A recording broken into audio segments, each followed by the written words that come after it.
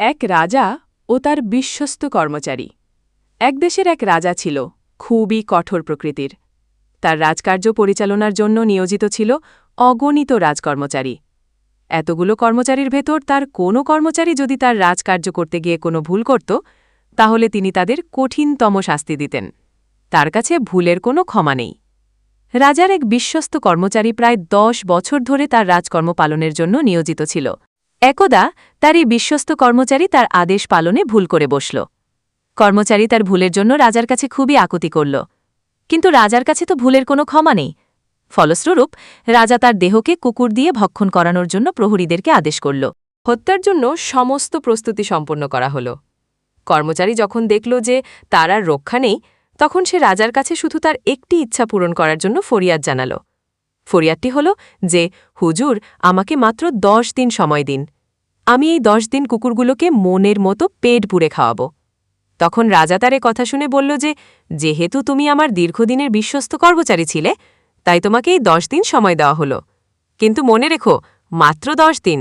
এই 10 দিন ওই কর্মচারী কুকুরগুলোকে খুব আদর যত্ন করে খাওয়াল। 10 দিন সময় শেষ হয়ে গেল। তাই রাজার সেই আদেশ পালনের জন্য প্রহরীরা নিয়মানুযায়ী ওই আগ্রাসী কুকুরগুলোর কাছে ওই কর্মচারীকে নিক্ষেপ করল। কিন্তু দেখেন, কুকুরগুলো দৌড়ে এসে ওই কর্মচারীর হাত পা চাটা শুরু করল। এই অবস্থা দেখে তো রাজা হতবাক, মাথা গরম। এ কি ব্যাপার? কি হলো কুকুরগুলোর? প্রহরীরা শত চেষ্টা করেও কুকুরগুলোকে রাগাতে ব্যর্থ হন। কিছুক্ষণ পর ওই কর্মচারী উঠে দাঁড়িয়ে রাজাকে বলল যে, হুজুর, 10 বছর আপনার সেবা করে আমি কি পেলাম? কিছুই পেলাম না। মাত্র একদিনের ভুলের প্রতিদান পেলাম মৃত্যুদণ্ড। আপনার কাছে আমার কোনো মূল্যেই নেই।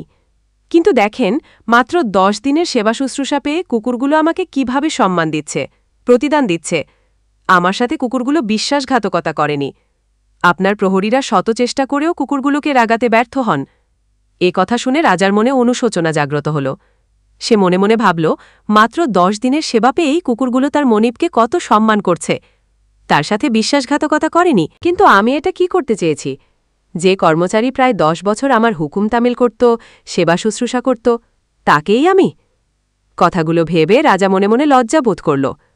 ফলস্বরূপ রাজা তার কর্মচারীকে মাফ করে দিল। সে তার ভুল বুঝতে পেরে কর্মচারীকে বুকে টেনে নিল।